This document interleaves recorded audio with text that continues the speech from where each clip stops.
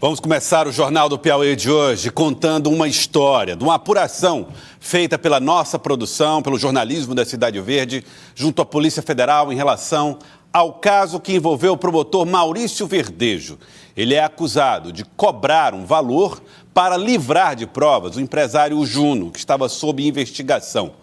Os áudios das conversas, os depoimentos que foram dados à polícia, os objetos da investigação da Polícia Federal e a posição do delegado que atua coordenando os trabalhos de investigação. É o que você vai saber agora, na companhia de Thiago Melo, aqui no Jornal do Piauí, nesse começo de Jornal do Piauí. Thiago, bom dia. Seja bem-vindo, Thiago. Muito bom dia para você, bom dia a todos. Thiago, primeiro vamos ajudar o telespectador a entender este caso. O promotor Maurício Verdejo, como integrante do Ministério Público, tem o papel de investigar pessoas, denunciar pessoas, entrar com ação na justiça contra investigados. Só que ao invés disso ele segundo a Polícia Federal, teria feito a opção de receber um dinheiro para livrar o investigado. Esse é o grande objeto dessas investigações, né, Thiago? Isso, Elson. Lá atrás, o promotor Maurício Verdejo, que atuava na comarca de Picos, ele deflagrou uma operação onde uma das empresas de Juno Campos era investigada.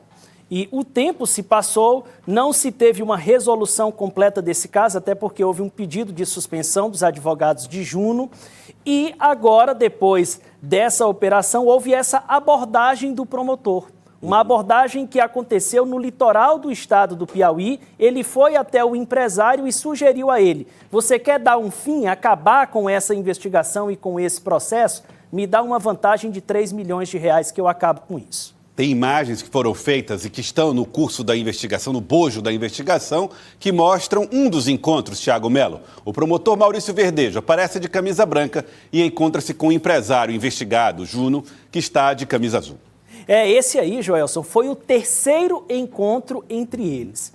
Para ficar claro, a gente vai trazer aqui também, em ordem cronológica, como é que se deram esses contatos. No dia 26 de julho deste ano, Joelson, Juno estava participando de uma expedição náutica com algumas pessoas que conhecia, amigos, colegas de trabalho, representantes que estão no raio de atuação profissional dele. Correto. Eles estavam num restaurante em Barra Grande e Juno disse que foi abordado por um homem que ele não conhecia a fisionomia, sabia do nome do promotor Maurício Verdejo, mas não o conhecia pessoalmente. Teria sido, então, um encontro casual, aparentemente. Casual, aparentemente, mas provocado pelo promotor, né? Isso sugere que ele já estava meio que mapeando onde Juno poderia se encontrar. Foi dia 26 de julho que isso aconteceu e está no depoimento do Juno à Polícia Federal, porque 3 dias depois, dia 29, Juno, que mora em Parnaíba atualmente, ele procurou a delegacia da Polícia Federal em Parnaíba para noticiar esse fato. Então ele procura a partir da abordagem de Maurício Verdejo, pelo menos esse é o depoimento do Juno, né? Essa é a versão que ele apresentou. É exatamente isso, ele disse que o encontro aconteceu dia 26 de julho, inclusive nós temos aqui, Joel, os trechos desse depoimento dele. Destacando alguns trechos do depoimento do Juno, onde ele fala que Maurício Verdejo usou muito de uma suposta influência que ele teria, para dizer para ele: olha, eu tenho influência com pessoas não só no Tribunal de Justiça do Piauí, mas também em Brasília. Entendi. Eu estou hospedado, ele usou esse termo, eu estou hospedado aqui na casa do ministro, sem dizer que ministro era esse, Mas o tempo todo ele fazia passar que ele era uma pessoa muito influente, não só para levar Juno a uma eventual condenação, como também para cessar o processo na fase em que ele se encontrava. Vamos ver então a transcrição desses depoimentos. Esses depoimentos que veremos agora, Thiago, são de quem? Do Juno Campos. Juno Campos, ele compareceu à Polícia Federal, à delegacia da Polícia Federal lá em Parnaíba, e deu a versão dele acerca do encontro, onde disse que foi abordado pelo promotor Maurício Verdejo, que a princípio nem o conhecia pessoalmente, mas que terminou sendo abordado, disse que inclusive foi constrangido no meio das pessoas, a esposa estava por perto, e foi quando o promotor sugeriu a ele: eu vou te dar meu número de telefone, você só fala comigo e nós vamos tratar, nós dois, pessoalmente, dessa situação. Essa teria sido a proposta, segundo consta lá no depoimento. Então a gente vai ver o depoimento aí, na transcrição do depoimento que foi feito pela Polícia Federal, feito à Polícia Federal, ou a transcrição da conversa entre eles nesse encontro que levou a todo o desdobramento, a toda a investigação. Vamos ver. Eu vou pegar tudo, vou fazer a análise e falo que não tem nada e pronto.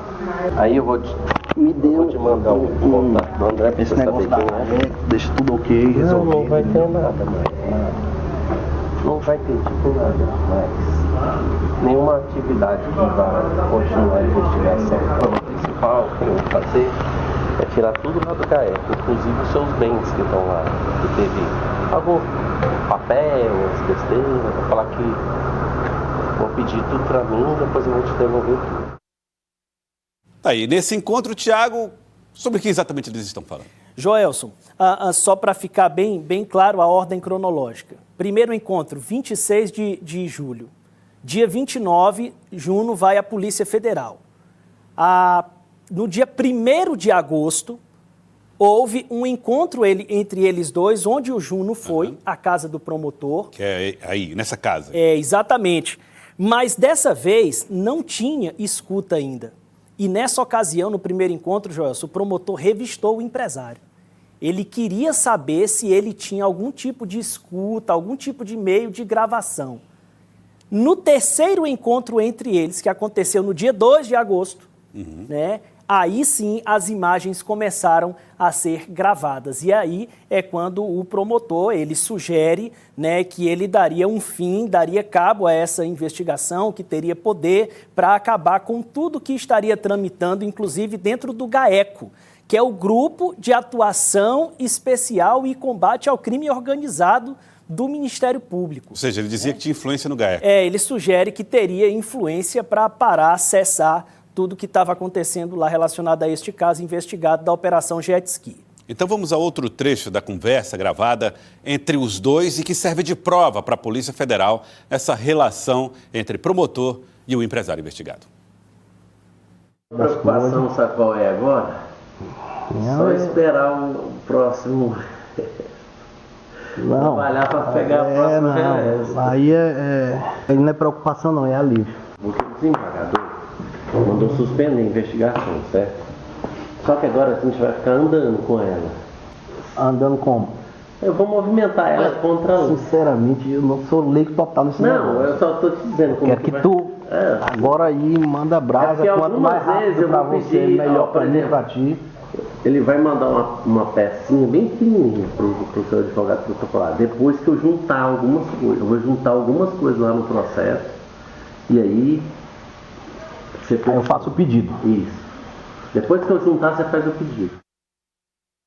Ele fala a respeito do que teria, né, feito no processo para evitá-lo. E aí, no outro trecho, há mais diálogos apontando para essa relação e os resultados que ele supostamente teria conseguido ou conseguiria em relação ao fato.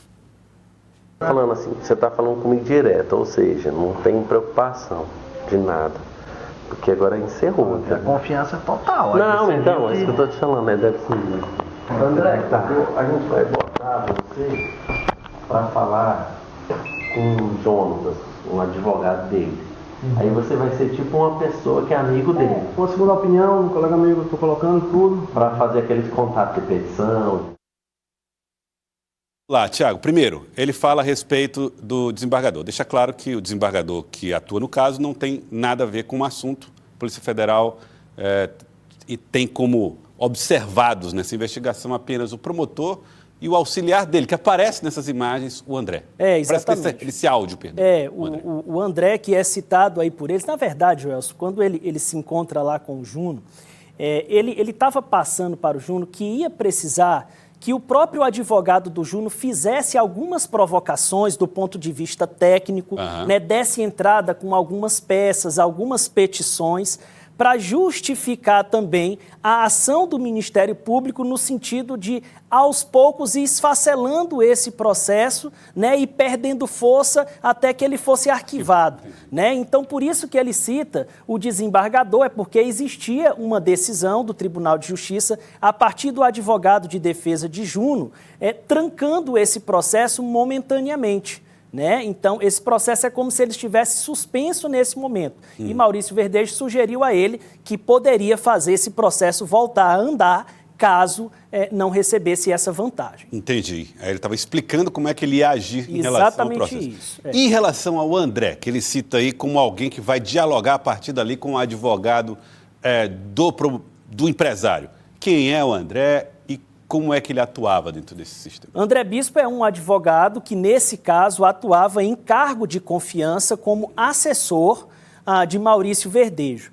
O André, eu perguntei para o delegado Ezequias Martins, que é o delegado regional da Polícia Federal, que nos concedeu entrevista, já a gente vai mostrar aqui, o nível de participação, e o delegado deixa claro que ele estava totalmente comprometido. É tanto que ele foi indiciado e denunciado, na verdade, pelo Ministério Público pelas mesmas práticas do promotor, né? E já a gente vai trazer que ele, inclusive, com o dinheiro, com parte da vantagem que teria recebido, ele teria feito uma doação, um pagamento a uma líder religiosa que o assistia.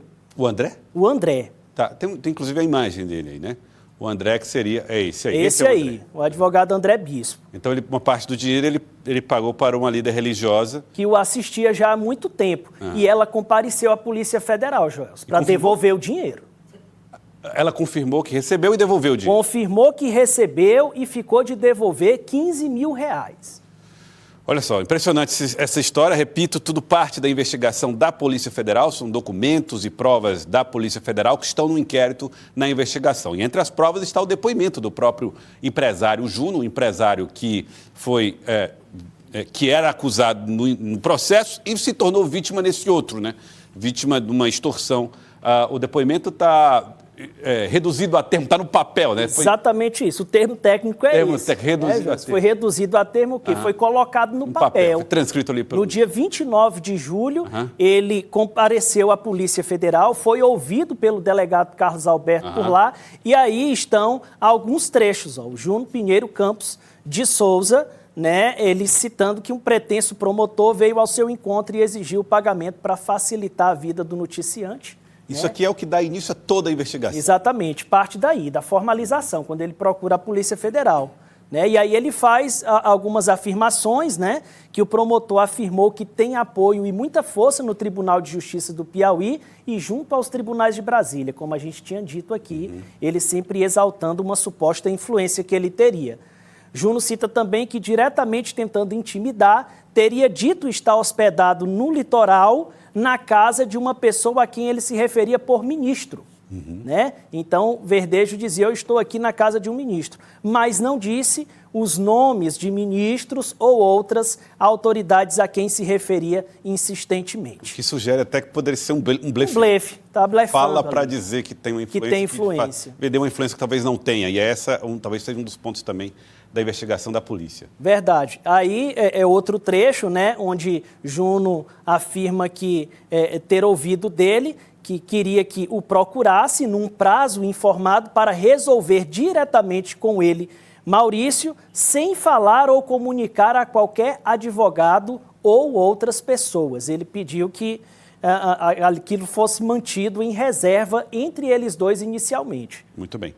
O delegado falou com você, Tiago Melo, a respeito dessas investigações? Sim, falou, Joelson. Inclusive, falou que depois desse depoimento, né, enquanto prestava depoimento, Juno recebia mensagens de WhatsApp de Maurício Verdejo, né, provocando um encontro pessoal para começar a receber as vantagens. E o primeiro trecho que nós vamos trazer do delegado, Ezequias Martins, diz respeito justamente aos encontros que se sucederam, que aconteceram após o depoimento que Juno prestou à Polícia Federal. Vamos ver. Num primeiro momento, um dos investigados, que é o promotor de justiça, ele marca um primeiro encontro, inclusive ele insiste que esse encontro seja realizado na sua residência, A suposta vítima, inclusive, sugere que seja um local público e ele insiste que seja realizado na sua residência no condomínio de luxo. A vítima, ela afirma que, inclusive, chegou a ser revistada nesse primeiro encontro para ver se não estava com nenhum dispositivo para gravação. E eles marcam um segundo encontro. No dia 2, a vítima comparece já com a parte do numerário. A vítima leva R$500 mil, né, R$500 mil até a residência. É um pacote de uma loja que vende artigos de luxo, e ele retira R$500 mil e entrega ao promotor de justiça. A vítima, ela comparece novamente até a residência do alvo. Esse já é o dia em que a Polícia Federal cumpriu a primeira medida de busca.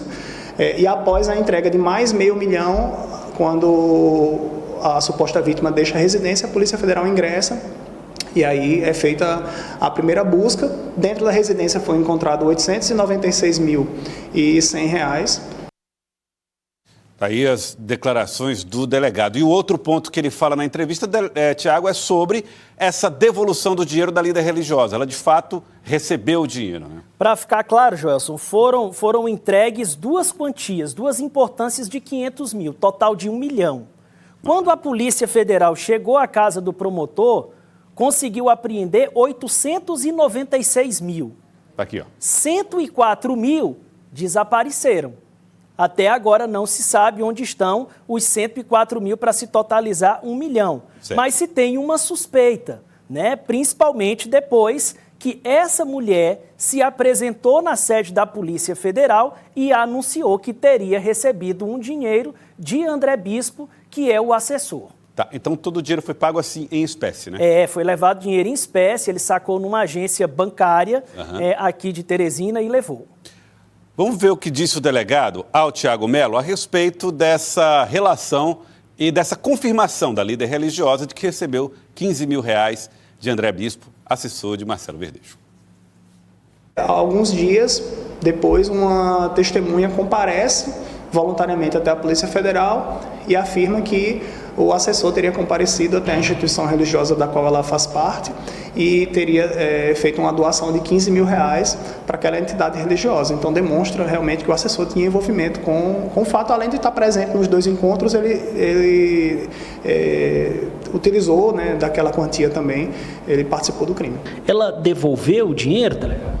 Ela compareceu voluntariamente até a Polícia Federal, narrou a versão acerca do fato, né? Narrou que teria recebido esses R$15 mil para doação e ficou de fazer a devolução e pegou uma conta judicial para depositar em juízo esse montante. É uma mãe de santo?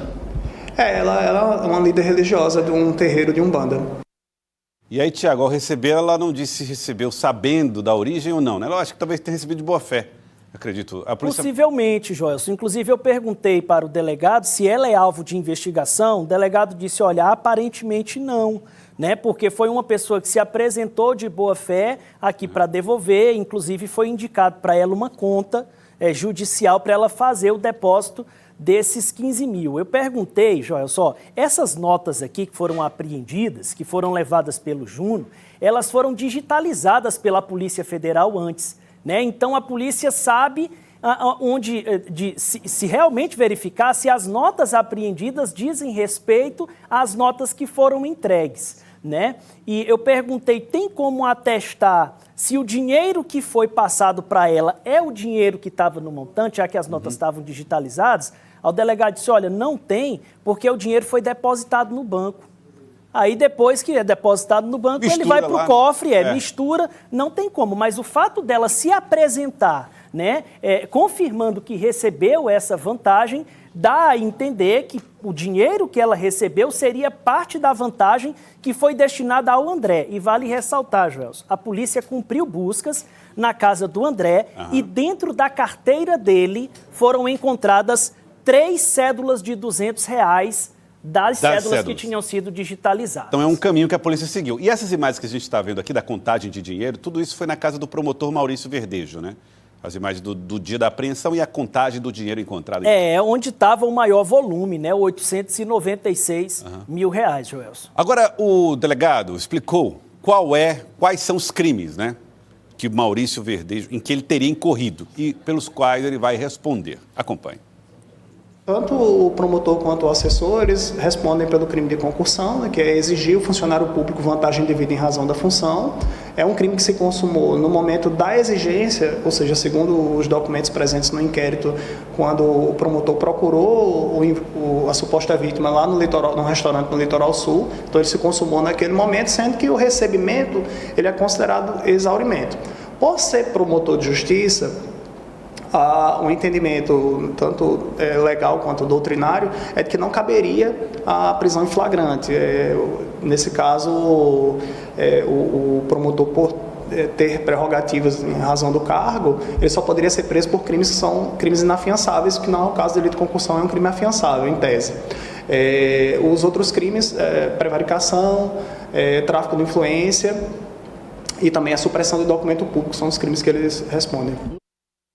O delegado explica, portanto, que ele cometeu... O crime, tecnicamente, é chamado de concussão, né? Isso. É quando ele admite lá a vantagem para evitar o andamento lá do processo. Agora, ele explica bem, Tiago, que não há o critério previsto na lei para prisão em flagrante. O crime é flagrante, eles estão lá numa situação, mas não há uma prisão em flagrante por conta da condição de promotor. O Ministério Público, os promotores e procuradores têm prerrogativas, ou seja, tem alguns privilégios e aí não permite que eles sejam presos. Joel, é preciso ressaltar que essa atividade da Polícia Federal em apoio ao Ministério Público, né, isso é outro parênteses que precisa ser aberto. Eu perguntei, delegado, o inquérito de vocês aqui já foi concluído? E aí ele foi me explicar, não tem inquérito. Quem investiga promotor é o Ministério Público. Então, o procedimento investigativo é do Ministério Público. Como é que a polícia atua nesse momento? A polícia, ela atua como um órgão técnico que tem expertise na produção de provas. Aí o Ministério Público aciona a Polícia Federal para dizer, me ajuda a produzir provas aqui nesse sentido. Aí a polícia age tecnicamente, produz as provas e entrega para eles. Ou seja, a Polícia Federal não vai indiciar o Marcelo Não vai. Quem vai fazer isso é o próprio Ministério Público. É o próprio Ministério Público, como já denunciou, inclusive. Então foi um suporte técnico Exatamente mesmo. Isso, né? Se você for trazer assim na linguagem mais comum, a Polícia Federal prestou um suporte, Joel. E aí o delegado me explicava que esse crime de concussão, ele fica caracterizado quando há o pedido da vantagem e não o pagamento. Né? Então o crime aconteceu no dia 26 de julho lá no litoral, quando foi pedida a vantagem. Ou seja, quando o dinheiro foi pago, não existia mais um lapso de tempo que caracterizasse uma prisão em flagrante, porque o crime tinha acontecido lá atrás. E tem outro detalhe, esse crime de concussão não é um crime inafiançável.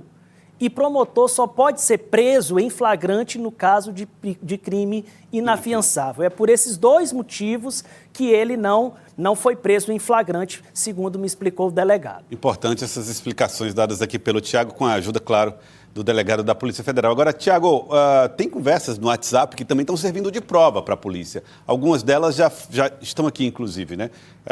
Vamos ver quais são essas conversas. Essas conversas de WhatsApp, né? Conversas através das redes sociais. Essas são mensagens trocadas pelo empresário e por Maurício Verdejo, né? Exatamente. Essa aí foram mensagens trocadas no dia em que antecedeu, que teria antecedido uma entrega, né, de valores, marcando o horário. O Juno dizendo que poderia marcar às 17 horas, já que tinha agendado no banco, né, às 15 horas, para sacar o dinheiro lá com o gerente, né? Porque ele estava levando o dinheiro em espécie, 2 horas depois se encontraria com o promotor. Aí ele vai falar aí a quadra do condomínio que ele mora para não haver nenhuma dificuldade dele encontrar o local do encontro. E aí ele afirma que está levando, né? Já está levando para resolver, enfim, para entregar. E aí eles falam a respeito do local, né? O Juno sugere um restaurante, né? Um local neutro, mas o promotor sugere que seja na própria casa dele. E aí aconteceu o que aconteceu. Ele achava que estava mais seguro lá. Enfim.